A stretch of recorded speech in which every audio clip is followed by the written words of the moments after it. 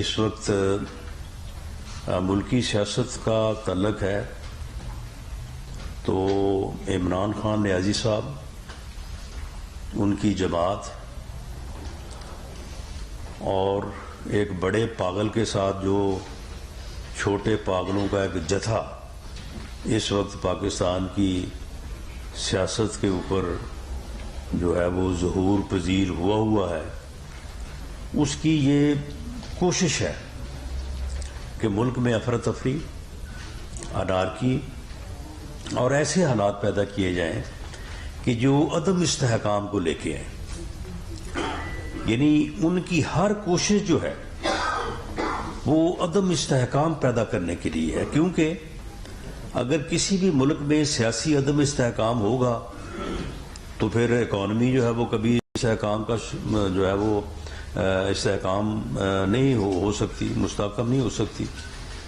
اگر سیاسی عدم استحکام ہوگا تو لا اینڈ آرڈر کا بھی مسئلہ ضرور جو ہے وہ کسی نہ کسی طرح سے اس کے بھی خراب ہونے کے احتمال ہے. تو ان کا یہ پچھلے یعنی جب سے وہ حکومت سے نکلے ہیں، جب حکومت میں تھے تو ان کا ایک ہی نصب و لعن اور ایک ہی کام تھا کہ اپوزیشن کو میں نے ختم کرنا ہے، ان کو نہیں میں نے چھوڑنا، ان کو میں نے ہر قیمت پہ جو ہے نا وہ صفحہ ہستی سے بٹانا ہے.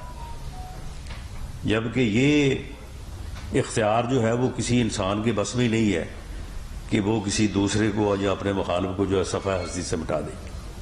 لیکن یہ بدبخت اور بے شرم انسان جو ہے یہ اس کام کے اوپر اس نے 3.5 پونے 4 سال لگائے، کرپشن کا بیانیہ بنایا، جبکہ خود جو کرتا رہا ہے وہ سارا کچھ اب سامنے آ گیا. اتنی گھٹیا کرپشن، اتنی تھرڈ کلاس کرپشن کہ توشہ خانے سے گفٹ میں آئی ہوئی گھڑیاں بیچتا رہا. یہ وہ فرح گوگی کو جو ہے وہ پورے پنجاب کا انچارج اور لگایا ہوا تھا، اور وہ جو ہے وہ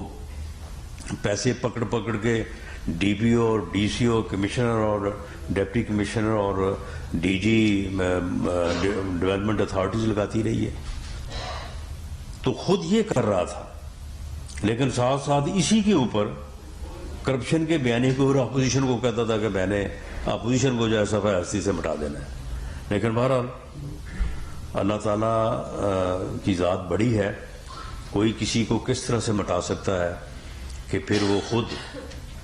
باوجود اس کے اس نے ایک پراپیگنڈا مشینری تیار کی ہوئی تھی. سب سے زیادہ اس نے اس پراپیگنڈا مشینری کی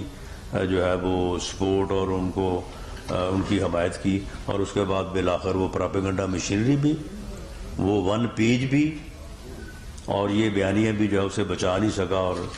3.25 سال بعد جو ہے اسے جو ہے وہ گھر جانا پڑا. اب اس کے بعد مسلسل پچھلے 8 ماہ سے وہ لگا ہوا ہے اس بات کے اوپر